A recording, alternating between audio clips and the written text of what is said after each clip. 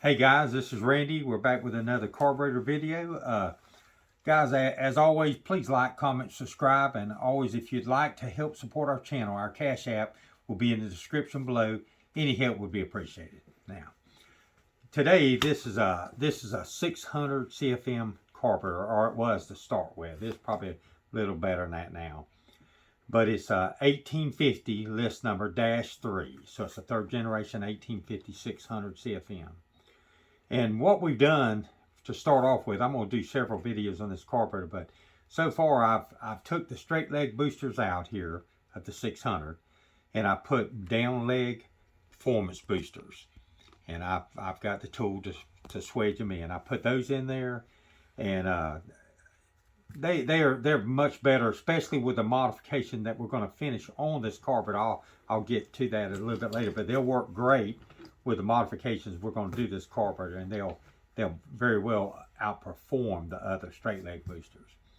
Now, also when you're doing modifications on these carburetors and you're taking the choke plate out, you want to be sure, cameraman, I'm going to point right here.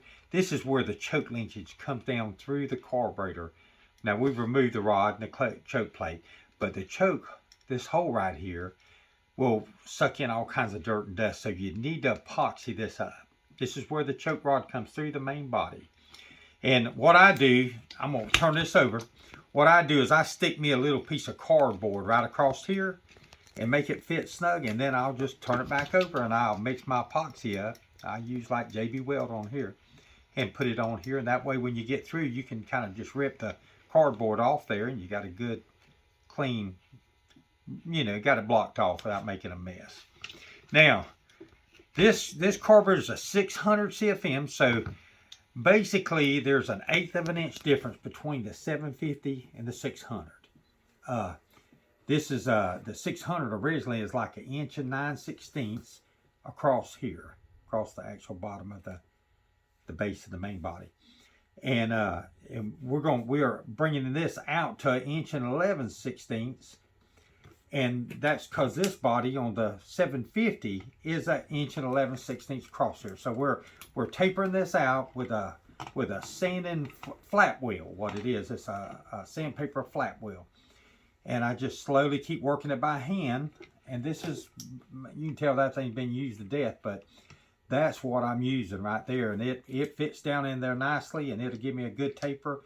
And I've had to just kind of just make it fit. In other words, I've used it enough that it just kind of has shrunk up, and it's got a taper to it. You can kind of tell by looking at it. And it's, I don't know if you could ever buy one that's tapered like that. I don't know, but you can make it work if you want to work at it. Now, I tapered this out another 1/8 of an inch on each of these barrels and to fit this 750 body. Everything else on the 600 to the 750, the idle circuit, both of these are the idle. This transfer slot, this idle circuit, both of them, they're the same.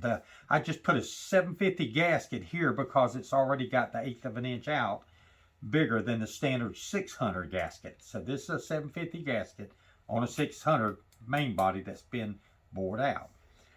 And all this is the same. Now, on some of these, you have to worry that the idle circuit's not the same from a 600 to a 750 on the bigger carburetors. The 600 to 750 is the same. I'm sorry, I'm getting y'all confused. I'm not trying to. So they are the same. The 600 to 750 is the same. The holes are right in the same spot. They line up perfect. So there's no modification on the idle circuit on this one. Now when you go from put an 850 plate on a 750 throttle plate is different. Excuse me, it's a 750 main body with an 850 throttle plate. That changes because the idle circuit, the transfer slot's in the same spot, but the idle circuit's out here. It's in a different spot, and you have to do a little modification on the 850 plate. It is a little different, and I'll get into that when we do that modification. But right as of now, all I've done was I've drilled like I think it was like 3/16 of an inch here holes for air bypass, and I might modify them later. I don't know. I'm going to do a lot of modifications to this particular carburetor, and I'll do videos on it as I do. But believe it or not, that extra 1/8 of an inch in this throttle plate, it makes a lot of difference and this carburetor, the velocity coming through the Venturi, it speeds it up. And with the booster, the step down booster, it gets the booster more down into the Venturi area. So it absolutely picks up velocity through the main carburetor, and it runs, you can tell the difference in the throttle response. There ain't no doubt. I love this modification. And this is something I do, guys. If y'all don't want to do this, don't feel comfortable, don't do it. I'm just showing you what I do. All right, now that's pretty much all I'm gonna cover this at this point. I just wanted to show you what I've done, and we'll just do more videos as I follow up with doing more modifications on it. And we're gonna do pretty soon, probably next 3 or 4 videos, we're gonna do changing one from gas to alcohol. I had a few of my people wanting to know how to change it from gas to alcohol, and we'll do those soon. I promise you that, and we'll get them done, and hopefully we'll do the 850 for too long after that. I know I promised y'all that, but I've got to get a billet plate, and I want to get one of the newer ones, because the actual butterflies are a hair bigger than the newest 850 plate. It's like a 1/800 they're offering on some of the aftermarket stuff. But anyway, that's all I got to cover today, guys. And if you have any questions, please leave me a comment down below, and we'll do our best. And y'all have a good evening. Thank you.